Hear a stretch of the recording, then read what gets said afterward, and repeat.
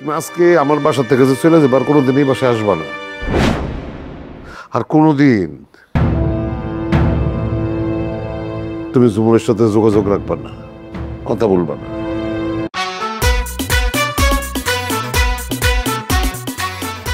এই দুনিয়াতে আমি যতগুলি মানুষে বিশ্বাস করছি দেখা গেছে প্রত্যেকে আমার ঠকাইছে, শেষ পর্যন্ত তুমিও আমার ঠকাইলা ফেসা। হ্যাঁ, তোমার উপর আমগো কত বিশ্বাস, কত আস্থা, সেইখানে তুমি এই কাজটা কেমনে করলা? আর তুমি তো তোমার নিজের ইতিহাস জানো, জানো না গ্রামের মানুষের কাছে আমরা কেমনে করে মুখ দেখাবো?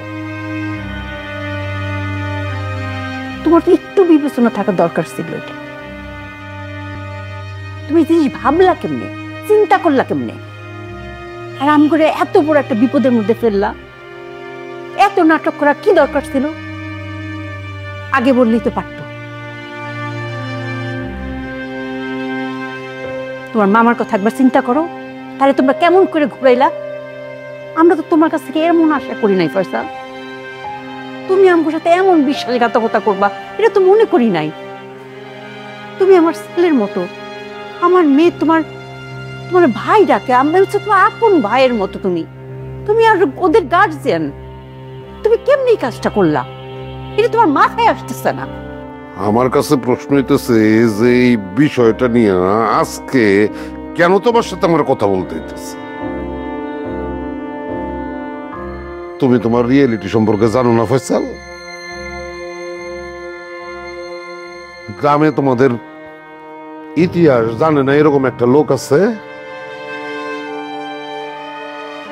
তোমারে আমরা স্নেহ করছি ছোটবেলা থেকে, এক ধরনের স্নেহ দিয়েই বড় করছি, কারণ তোমার প্রতি আমাদের একটা সহানুভূতি ছিল, কিন্তু সেটা কোনো সময় ভালোবাসা ছিল না। একটা এতিম ছেলেরে স্নেহ দিয়া গ্রামের মানুষজন বড় করছে, পাশাপাশি তুমি লেখাপড়ায় ভালো, আচার ব্যবহার ভালো, সেই জন্য সবার একটা স্নেহের জায়গা তুমি অর্জন করছো। কিন্তু তুমি তো খুব ভালো করেই জানো আমার মেয়ের সাথে তোমার কোনো সময় বিবাহ হইতে পারে না। সত্য কথা বলতে গেলে আমাদের গ্রামের কেউ তো তোমার সাথে অন্তত তার মেয়ের বিয়া দিবে না, তারপরও তুমি সেদিকে হাত বাড়াইছ। তোমার আমি সেদিনও বলছি যে আমার মেয়ে তো তোমার ভাইয়ের মতন দেখে, তুমিও তার বোনের মতন দেখো, তারে তুমি পড়াইতেছো, তার পেছে সময় দিতেছো। সেদিনও তো তুমি কিছু বলো নাই। আরে তুমি তো মানে আমার এই বিশ্বাসটাই রাখতে পারো নাই যে আমার মেয়ে তোমার ভাইয়ের মতো দেখে, তুমি আমার মেয়ের বোনের মতন দেখো। এরকম একটা ঠুলি আমার চোখে পড়ে আমার প্রতারণা করছো। তোমার সাথে আমি আমার মেয়ের বিয়া দিব কেন? এটা হইতে পারে না কোনো সময়।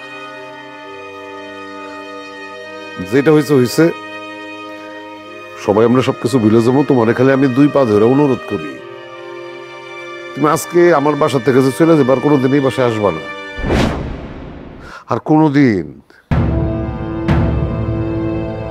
তুমি জুমনের সাথে যোগাযোগ রাখবা না, কথা বলবা না।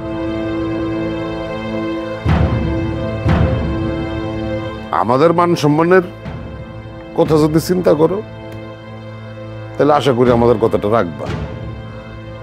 আর আমাদের মান সম্মানের চেয়ে যদি তোমাদের সম্পর্কটা অনেক বেশি বড় হয়ে যায়, তোমাদের প্রেমটা যদি বড় হয়ে যায়, তাহলে আমাদের কিছু বলার নেই।